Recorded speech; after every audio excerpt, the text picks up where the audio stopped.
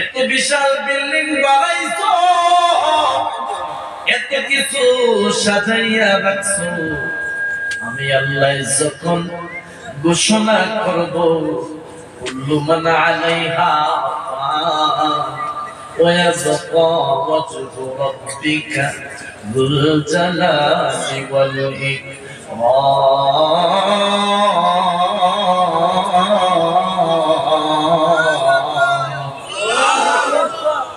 সব কিছু ভেঙে তছনছ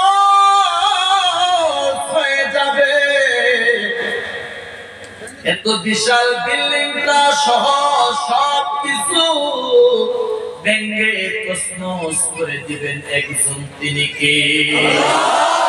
ওয়ায়াবকা ওয়াজহু রাব্বিকা, একমাত্র একজন থাকবেন, তিনি কে? কখনো তোমাকে যদি বলি হেদায়েতের আলো জ্বেলে নিয় কাছে তুলি, ঠাই দিও গো প্রভু তুমি দয়াময়, তুমি রহমান, তুমি মেঘের পান। জবান খুলে বলুন বান্দার প্রতি দয়াবান একজন, তিনি কে? ওই রব্বুল আলামিন গোটা পৃথিবীটারে সাজাইছেন চৈদিরে ফি সিত্তাতি আইয়ামিন সুম্মা ইসতাওয়া আলাল আরশ। আল্লাহু আকবার। চৈদিরে আমার আল্লাহ আসমান জমিন করে সাজাইলেন রে ইমানদার। আজকে মুরব্বী বাবা বলেন, যুবক ভাই বলেন, ও মুসলমান, আমরা 5টা জগৎ পার হতে হবে। 1 নাম্বার জগৎ রূহের জগতের মধ্যে ছিলাম, 2 নাম্বার জগৎ হলো মায়ের পেটের ভিতরের জগৎ, যে অন্ধকার জগতের মধ্যে ভাই নাই, বন্ধু নাই, চাচা নাই, ভাতিজা নাই, যে মায়ের পেটের ভিতরে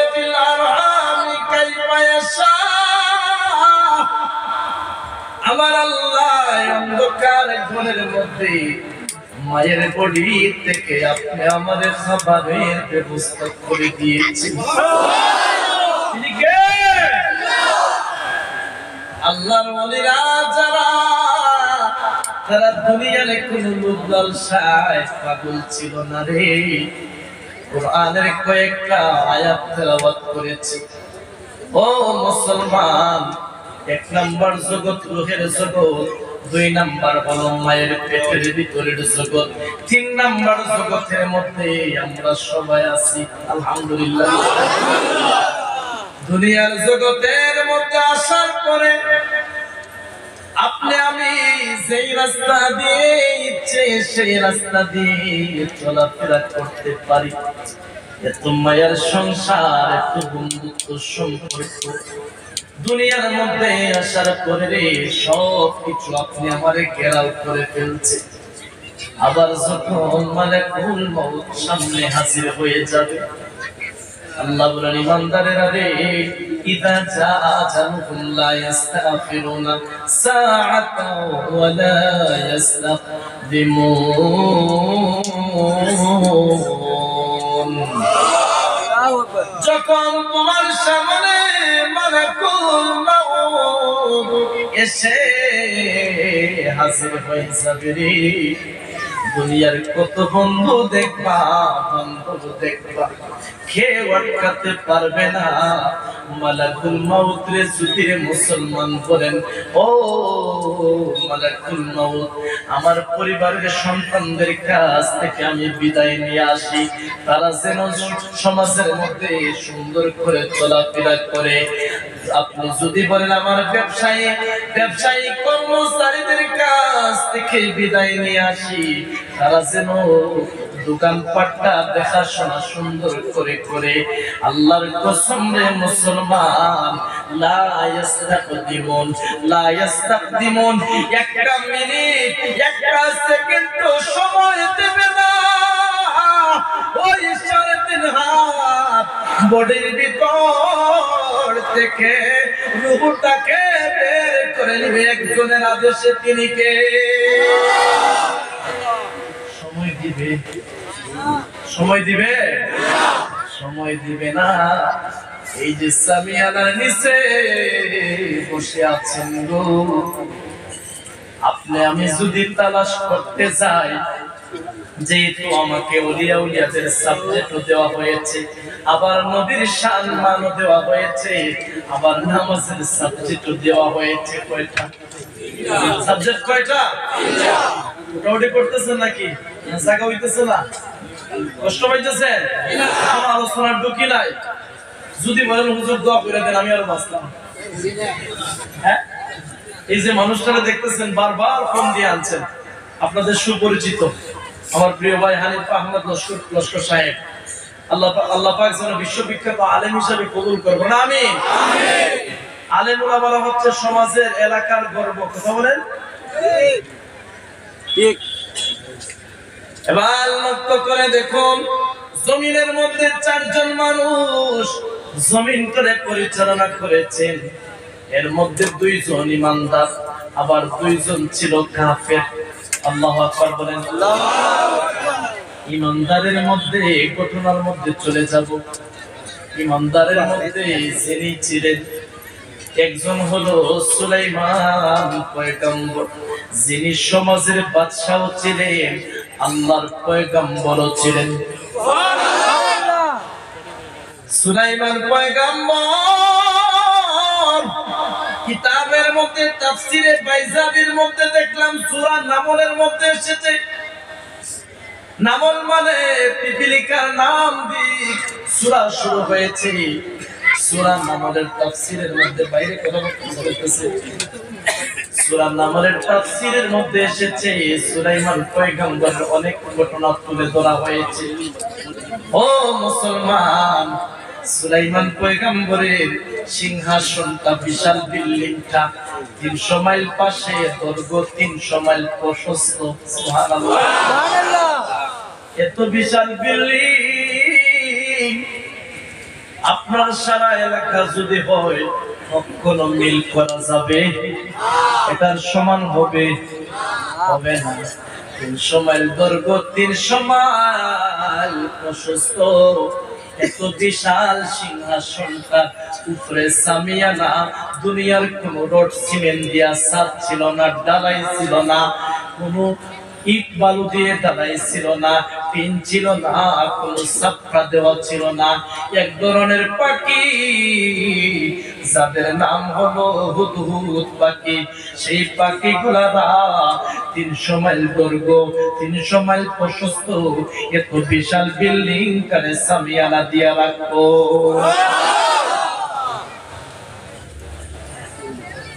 আপনি বুঝতে চাইছিলেন? উনি আমার আগে বইলা দিতে চাইছিলাম, আমার চাচাই, মানে উনি বলতে চাইছিলেন যে সামিয়ানাটা পাখিরাই দিতে চাইছে, দিছে। বাংলা বলবেন না? দুরূদ শরীফ আল্লাহুম্মা সাল্লি আলা সাইয়্যিদিনা মাওলানা মুহাম্মদ ওয়া আলা আলি সাইয়্যিদিনা মাওলানা মুহাম্মদ। বলতেছিলাম, কষ্ট হচ্ছে আপনাদের? ঘটনার মধ্যে ঢুকমু? আপনারা তো বলছেনই ঢুকমু, বলছেন? রে মুসলমানেরা, 300 মাইল দৈর্ঘ্য, 300 মাইল প্রশস্ত বিশাল বিল্ডিংটার সামিয়ানা এক ধরনের পাখি ছিল। কুরআনের মধ্যে এসেছে হুদহুদা, হুদহুদ নামক একটা পাখি, এক ধরনের পাখি ছিল। সেই পাখিগুলারা সুলাইমান পয়গম্বরের বিশাল সিংহাসনটা, বিল্ডিংটারে সামিয়ানা দিয়া রাখতো। রে মুসলমান, আল্লাহর পয়গম্বর সুলাইমান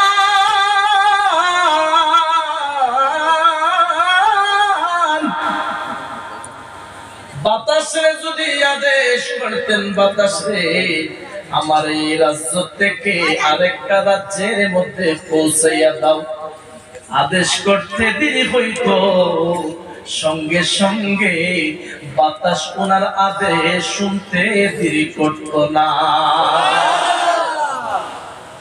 আপনাদের কথা আমার কথা বাতাসে শুনবো, শুনবো যে বাটে বলতেছে শুনবো মনে হুজুর। আল্লাহর পয়গম্বর সুলাইমান হঠাৎ করে বলতেছেন, বাতাসে আমি এই রাজ্য থেকে আরো একটা রাজ্যের মধ্যে যাইতে চাই। হে বাতাস, আমার এই রাজ্য থেকে আরো একটা রাজ্যের মধ্যে পৌঁছাইয়া দাও। সুবহানাল্লাহ। বাতাস সঙ্গে সঙ্গে ওনার 300 মাইল দৈর্ঘ্য, 300 মাইল প্রশস্ত এত বিশাল সিংহাসনটারে উড়াইয়া নিয়ে যাচ্ছে। যখন একটা যুবক জমিন থেকে দেখতে পারলো রে, এত বিশাল সিংহাসনটা বাতাসে উড়াইয়া নিয়ে যাচ্ছে। ও মুসলমান, আপনার এলাকার মধ্যে যদি কোন যুবক শূন্য উড়াল দিয়া যায়, আপনাদের ভিতরের অবস্থা কেমন হবে? কথা বলেন। ফেসবুক বলেন, লাইভ বলেন, কমেন্ট বলেন, হুজুর ওই নাও বুঝতে পারেন, একদম ভাইরাল। কথা বললাম, বর্তমান ভাইরালের রূপ পাইছে। ভাইরাল হইলে এখন ফুকরা হোক, পোসা হোক, গামদা হোক, এটারে পাবলিশ করে ফেলে। কথা বলেন না? আল্লাহর পয়গম্বর বাতাসে আদেশ অনুযায়ী বাতাস যখন ওনার 300 মাইল দৈর্ঘ্য, 300 মাইল প্রশস্ততারে শূন্য ওয়াল দিয়ে নিয়ে যাচ্ছে, সঙ্গে সঙ্গে একটা যুবক নিচের থেকে দেখতে পারলো। নিচ থেকে যখন দেখলো, জবানটা খুলে বলতে সুবহানাল্লাহ। হঠাৎ করে সুলাইমান সিংহাসনের উপর থেকে শুনলেন, শোনার পরে ডাক দিয়ে বললেন, কি রে, কোথায় উঠছেন? ওরা কোথায় যায়? কি হয়, 1 নম্বর না 2 নম্বর না রং নাম্বার? আইবো আসবো, আবার আসবো। যুবকটা যখন দেখলো বিশাল সিংহাসনটা উড়াল দিয়া নিয়ে যাচ্ছে, নিচ থেকে যুবকটা সঙ্গে সঙ্গে জবান খুলে বলতে সুবহানাল্লাহ। আল্লাহর পয়গম্বর সুলাইমান বাতাসে আদেশ করলেন, বাতাসে আমারে আর সামনে নিয়ে যাইও না, আমার এই জায়গার মধ্যে নামিয়ে দাও। আমি দেখবো এখানের মধ্যে কে সুবহানাল্লাহর আওয়াজ দিয়েছে। আল্লাহর পয়গম্বর আয়েশা যখন দেখতেছেন একটা যুবক মাথা ঘুরাইয়া জমিনের মধ্যে পড়ে গেল রে। কারণ কেন মাথা ঘুরাইয়া অজ্ঞান হইয়া জমিনে পড়ছে জানেননি? যদি আপনি দেখেন একটা প্লেন কিংবা হেলিকপ্টার একা একা অবস্থায় আপনার দিকে আসতেছে, ভাববেন মনে মনে আমারে মনে হয় বোমা বাস করার জন্য আইছে। এমনি ভাবে আল্লাহর পয়গম্বর যখন সিংহাসনটা নিয়ে সামনে নামতেছেন, যুবক মাথা ঘুরাইয়া জমিনের মধ্যে পড়ে আছে। আল্লাহর পয়গম্বর তারে ডাক দিয়ে উঠাইলেন, উঠানোর পরে জিজ্ঞাসা করলেন, যুবক রে, এখানের মধ্যে সুবহানাল্লাহ কে বলেছে? যুবক ডাক দিয়ে কয়, আল্লাহর পয়গম্বর, আমি যখন 300 মাইল দৈর্ঘ্য, 300 মাইল প্রশস্ত এত বিশাল সিংহাসনটা বাতাসে উড়াইয়া নিয়ে যাচ্ছে, আমার জবান বন্ধ রাখতে পারি না, আমার জবান দিয়ে বের হয়ে গেছে সুবহানাল্লাহ। আল্লাহর পয়গম্বর একটা ডাক মেরে বলেন, যুবক রে, তোমার সুবহানাল্লাহর কত সম্মান দেখো। আমার 300 মাইল দৈর্ঘ্য, 300 মাইল প্রশস্ত এই সিংহাসনটা একবার না, দুইবার না, 1000 বার যদি বিক্রি করা হয়, তোমার একবার সুবহানাল্লাহ বলার সমান দাম হবে না।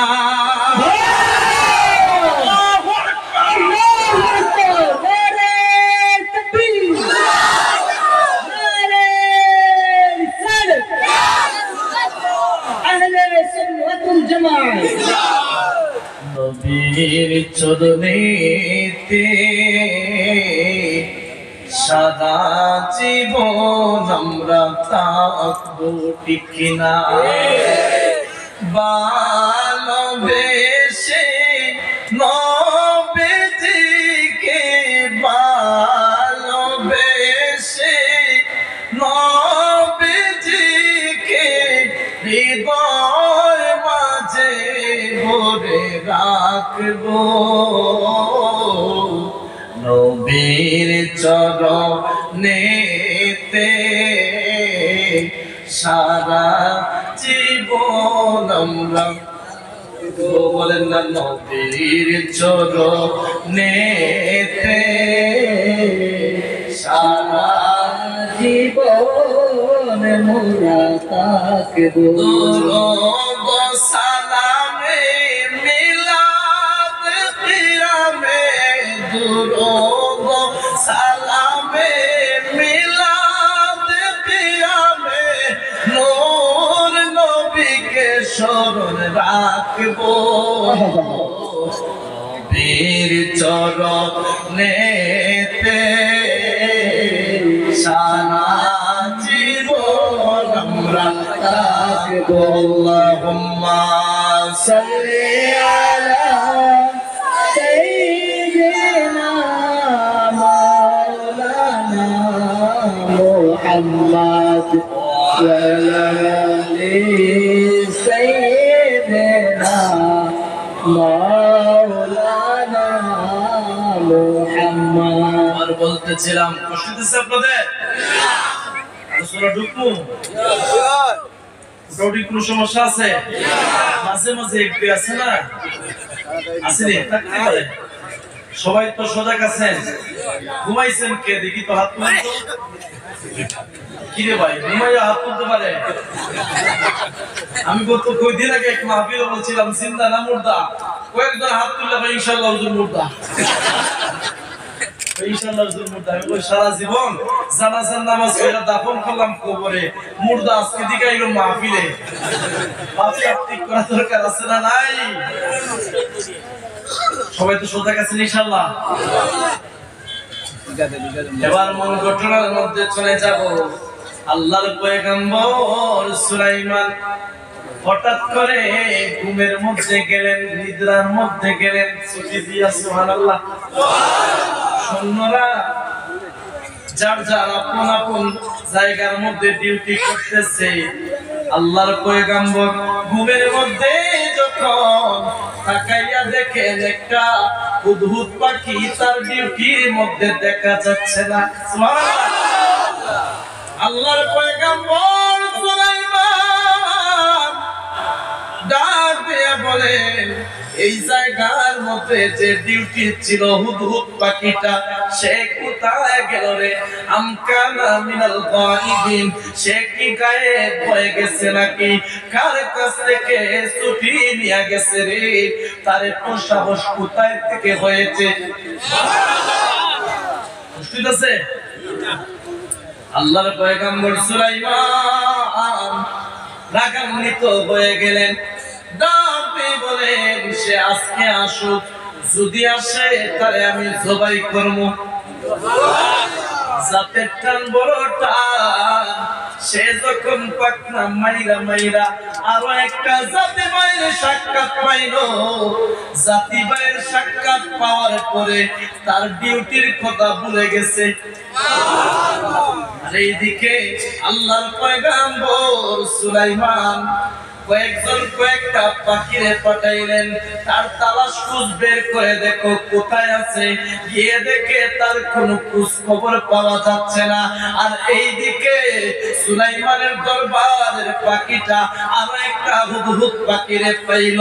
পাখিটারে পাওয়ার পরে যখন একে অপরের সঙ্গে সাক্ষাৎ করলো, সাক্ষাৎ করার পরে একে অপরকে জিজ্ঞাসা করতেছে তুমি কোথায় থেকে? সুলাইমানের দরবারের পাখি বলতেছে তোর মতো ফকির পাখি আমারে ভাবিস না, আমি বললাম একজন বাদশার দরবারের পাখি। কিছু মানুষ আছে না এমন, যদি টাকা বেশি হয়ে যায়, অল্প দিনে বেশি হয়ে গেছে বড় লোক, তার সাইটে তার পাশে আর গরিব হইতে পারছে না। আসেনি এরকম, আছে না? আর কিছু কিছু দেখছেন না নেতা মন্ত্রী যদি আচ্ছা এদিকে যাওয়া যাবে না, সমস্যা তো বুঝেন না, কারণ বর্তমানে সামসাওদের যে দাম বাড়ছে তার মালিকের সেইতে সামসার দাম বেশি। নেতার কাছে যাওয়া যায় না, নেতার কাছে গেলে বোঝা যায় নেতা মনে হয় চিড়িয়াখানার যন্ত্র। কেন বলছি জানেন?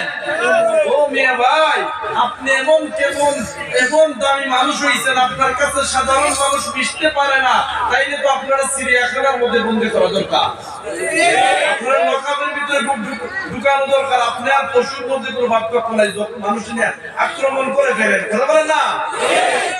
আপনি এমন মানুষ হন সেটা মানুষের অন্তর থেকে আপনারা বলতে পারে কষ্টটুকু। আমার নবীর কাছে কত অসহায় এতিমেরা আয়েশা দুঃখের কথা বলতো, সুবহানাল্লাহ। আমার নবীর কাছে অসহায় দরিদ্র মানুষেরা আয়েশা নবীর সাথে শেয়ার করতে দেরি হইতো, তাদের অন্তরের জ্বালা দূর হইতে মিনিটের ভিতরে সংক্ষেপ্ত হইতে সমাধান হইতে দূর হইতে একটা সেকেন্ডও লাগতো না। আজকে আমার যদি সমাজের মধ্যে কিছু টাকা বলা হয়, ক্ষমতাশালী হয়, আই হায় তার অবস্থা বিরাট শেষ, কথা বলে না? তার সংসার লাগি যাওয়া যায় না। আল্লাহ বুঝার তৌফিক দেব, বলেন আমিন। আমিন বলতে লোক মজা লাগে, আমিনের ওজন মনে হয় 5 মণ হইব, হ্যাঁ 6 মণ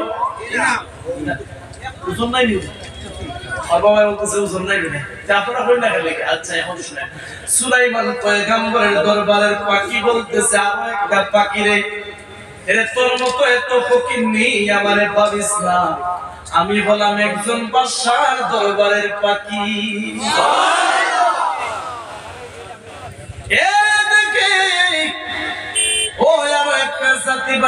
যখন বলতেছে তুমি বুঝি বাদশার দরবারের পাখি, আমিও কিন্তু কম না, সুবহানাল্লাহ। তুমি কি?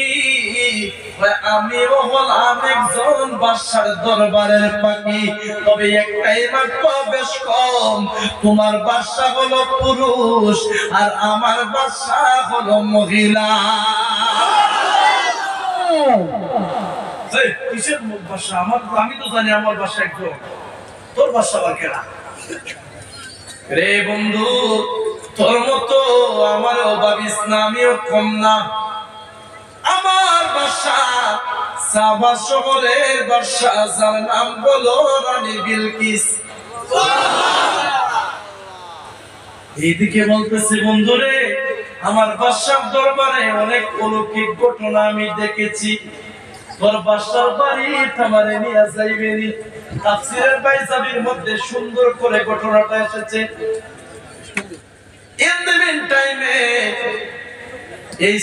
এই সাবা শহরের মধ্যে সুলাইমানের দরবারের পাখি হুদহুদ পাখিটা রওনা হয়ে গেল। কি সমস্যা? রওনা যখন হয়ে গেল রে, গিয়ে দেখতেছে সবকিছু ঠিক আছে, তবে একটা বেশ কম। কয়টা? আরো জোরে কয়টা?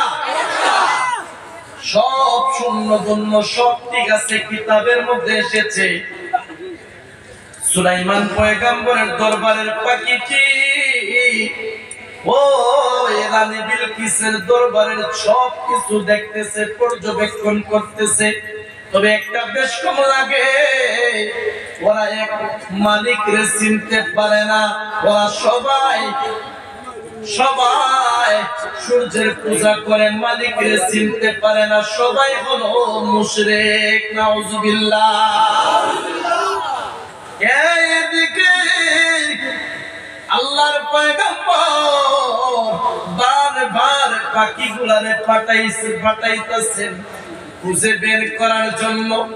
গিয়ে হঠাৎ করে যখন রে ওই পাখিটি উড়াল দিয়ে আসতেছে, আসার সময় যে পাখিগুলারে পাঠাইছেন তাদের সাথে সাক্ষাৎ হইছে।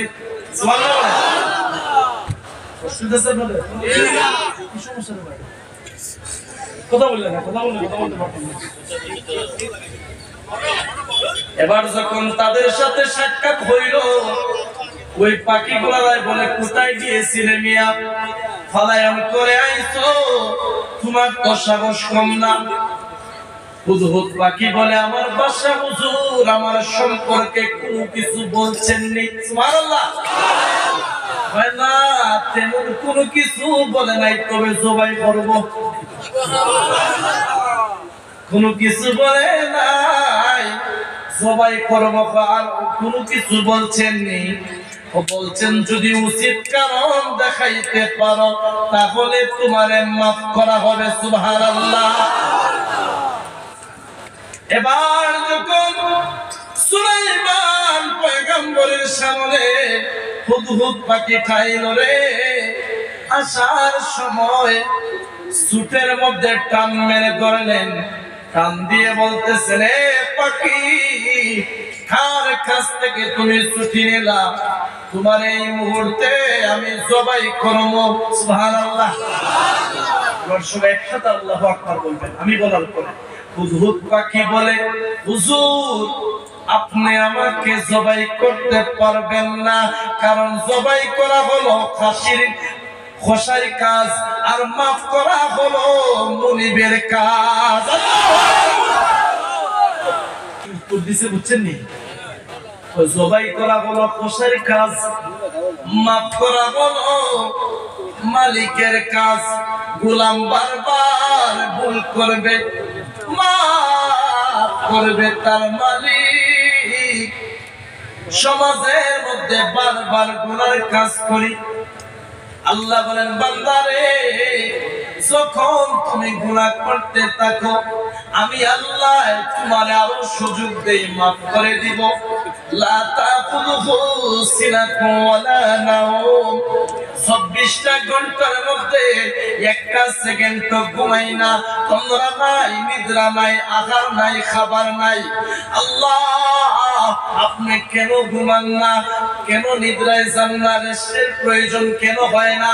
আল্লাহ বলেন আমি যদি রাতের 2টার সময় 3টার সময় রাতের বেলা যদি ঘুমিয়ে যাই, রাতের 3টার সময় যদি ওই এলাকার মানুষগুলারা হঠাৎ হার্ট অ্যাটাক হইয়া বেদনায় কইরা চিৎকার করতে থাকে আল্লাহ আল্লাহ বইলা, আমি যদি ঘুমিয়ে যাই আমার বান্দার ডাকে কে সাড়া দিবে রে? এই জন্য আমি আল্লাহ একটা সেকেন্ড ঘুমাই না, তন্দ্রা নাই, নিদ্রা নাই, 24টা ঘন্টা বান্দার জন্য আমি আল্লাহ অপেক্ষায় থাকি।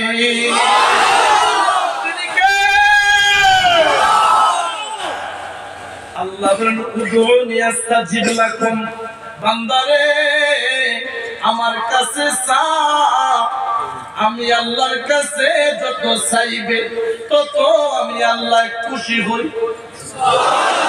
সমাজের মানুষের কাছে একবার, দুইবার, 3বার যদি আপনি যান বলবে আমার ছাড়া কি আর সমাজে কেউ দেখো না? কথা বলেন। আল্লাহ রাব্বুল আলামিন কোরআনের মধ্যে বলেন ও দুনিয়ার মানুষ শুনে রাখো, লা তাকনাতুল ইয়া ইবাদিয়াল্লাযীনা আসরাফু আলা আনফুসিহিম লা তাকনাতু মির রাহমাতিল্লাহ ইন্নাল্লাহা ইয়াগফিরুয যুনুবা জামিআ ইন্নাহু হুয়াল গফুরুর রহিম।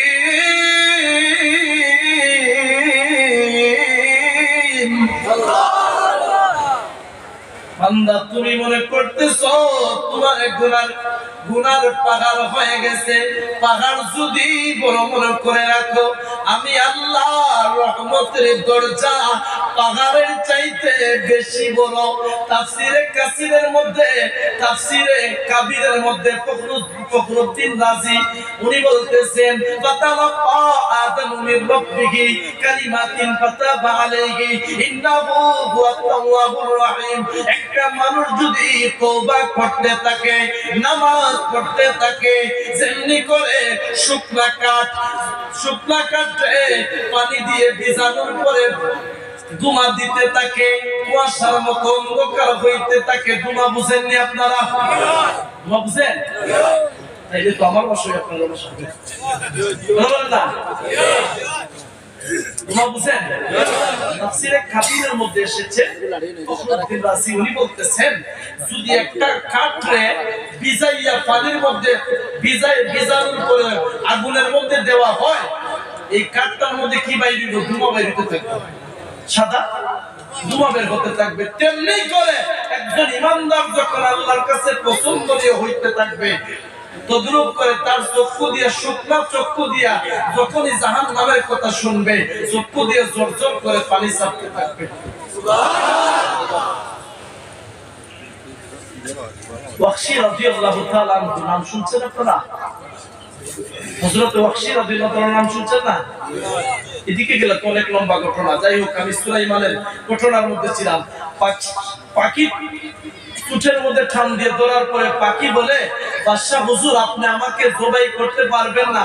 জবাই করার কাজ হচ্ছে কসাই, মাফ করার কাজ হচ্ছে মালিকের। আপনি তো আমার মালিক, আপনি কসাইয়ের কাজ করবেন না, আপনি তো সম্মানিত মানুষ। সুবহানাল্লাহ। নাম দিছেনি ইচ্ছা মতো নাম দিছে। সুলাইমান পয়গম্বরে বলেন এই কথাগুলো কোথায় থেকে শিখছো? হুজুর আপনার দরবার থেকে। কষ্ট দিয়েছে আপনারে? ঈশ্বরের ভাইরা কষ্ট দিয়েছে? আছেন না আপনারা? আলহামদুলিল্লাহ। বুঝি না এবার লক্ষ্য করে দেখুন, ওই পাখি হুজুর আমার দরকারের জন্য চাই নাই। কোথায় গিয়েছিলেন? তুমি কার কাছ থেকে ছুটি নিয়ে গেছো? হুজুর আমি আমার নিজের জন্য চাই নাই, আমি আপনার দরকারে কাজের জন্য গিয়েছি। আল্লাহু আকবার। আমার কাজের জন্য গেছো? হ্যাঁ। বাদশা হুজুর ওই অলৌকিক ঘটনা বলতেছে। অলৌকিক ঘটনা বলতেছে হুজুর আমি যখন উড়াল দিয়ে গেলাম, যাওয়ার সময় আমার আরো একজন জাতি ভাইয়ের সাথে দেখা হইল। দেখা হওয়ার পরে তার সাথে যখন কথা বলতেছি, বলার পরে বলতেছে তাও সেও নাকি এক দরবারের, এক বাদশার দরবারের। আমি বললাম তোর মালিকের বাড়ি আমারে নিয়ে যাইবে? বলছে হ্যাঁ আমার মালিকের বাড়ি তোমারে নিয়ে যাইবো। সাধারণত আপনারা যদি বলি, আপনি যদি বলেন কিংবা আমি যদি বলি আপনার বাসায় যাইতে চাই কিংবা আমার হুজুরের বাসায় যাইতে চাই, জোর করে বারবার বলার পরে কি না করবেন? না করবেন? কিভাবে সুলাইমান পয়গম্বরের দরবারের পাখিটা যখন অনুরোধ করলো, সে তার বাদশার বাড়ির মধ্যে নিয়ে গেল। নিয়ে যাওয়ার পরে সব কিছু দেখলো। দেখার পরে তার সব ভালো লাগছে, তবে একটা জিনিস ভালো লাগে নাই। কয়টা? এটা তো বললামই আপনাদেরকে। এখন সুলাইমান পয়গম্বর বলতেছেন এটা কি সত্য বলতেছো? হ্যাঁ সত্য বলতেছি, বিশ্বাস করেন আপনি। সুলাইমান পয়গম্বর কিতাবের মধ্যে এসেছে উনি কিছু সময়, কিছু কিংবা কয়েকদিন ভাবনার মধ্যে ছিলেন, দেখি এটা সত্য না মিথ্যা। এক পর্যায়ে উনি কি করলেন, একটা চিঠি লিখে দিলেন। দাউদ আলাইহিস সালাতু ওয়াস সালামের 19তম সন্তান। উনি যখন চিঠি লিখে দিলেন, কি চিঠি লিখে দিলেন? লা তা'আলু আলাইয়া ওয়া আতুনি মুসলিমিন। সুবহানাল্লাহ। ওয়াইন্নাহু সুলাইমান বিসমিল্লাহির রহমানির রহিম। এই চিঠিগুলো লিখে কার কাছে? সাবা শহরের রানী বিলকিসের কাছে পাঠাইছেন। এখন আবার বইলা দিলেন, রে পাখি এই চিঠিটি তুমি দেওয়ার পরে চইলা আইসো না, আড়াল থেকে তুমি পয়সা পয়সা দেখবা তারা কি পদক্ষেপ নেয়। মানে গোয়েন্দা, দেখি গোয়েন্দা সমস্যা হইতেছে।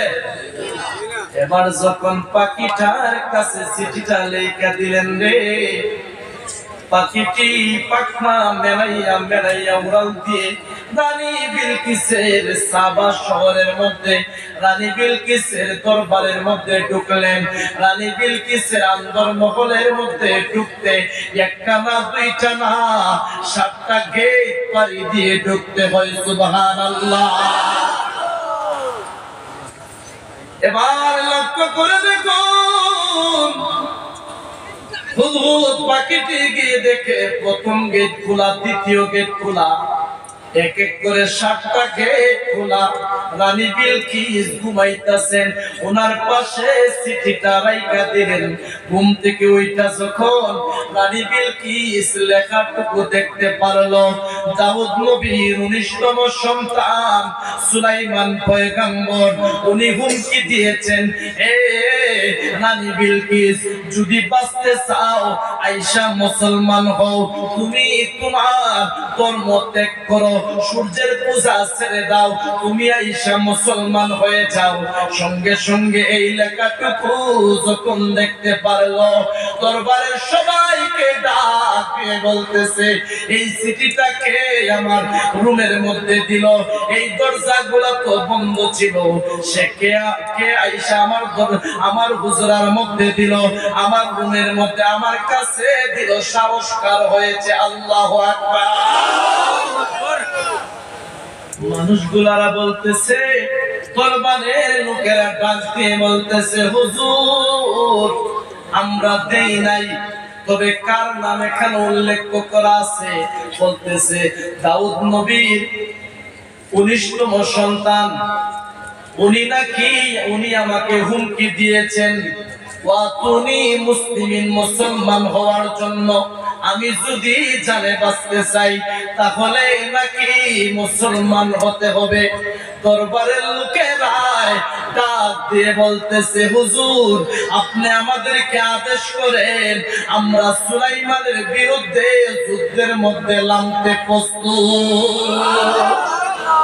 কিতাবের মধ্যে এসেছে রানী বিলকিসের দরবারের একটা সৈন্য বর্তমান 1000 মানুষের সঙ্গে লড়াই করার যোগ্য ছিল। কি বলতেছে জানেন? আপনাদের বলতেছে, হুজুর আপনি আমাদেরকে আদেশ করেন, আমরা সুলাইমানের বিরুদ্ধে মাঠে যুদ্ধ করব, আমাদের সাথে উনি টিকা থাকতে পারবে না। রানী বিলকিস হাজার বছর আগে একটা কথা বলেছে, ভবিষ্যৎবাণী দেখেন, বলছেন যে জাতি বেশি লাফায় সে জাতি মাইর খাইয়া আগে সোজা হয়। এত লাফাইস না, আগে আমাকে বুঝতে দে। কেমন সালাক দেখছেন? সামনে বাড়াইলো একটু বাদ দিয়ে দিতাম, উঠাউটি করবেন কেন? কি সাপ বিক্রি করতেছে নাকি? আচ্ছা করো। আচ্ছা পরিবেশন করতেছে, মাশাআল্লাহ। কষ্ট হচ্ছে আপনাদের? রানী বিলকিস বলতেছেন, এত না লাফালাফি কইরো না, যে জাতি বেশি লাফায় সে জাতি মার খাইয়া সোজা হয়। সুবহানাল্লাহ। হ্যাঁ আমরা তো বলতে পারি না বাবা, মুকান্দা বুঝছেন না, আমরা তো কমর বাঁধ দেওয়া বলা যায় না, সবকিছু বলতে পারি না, পুলিশ ইস্যুর মধ্যে ঢুকাই দিব।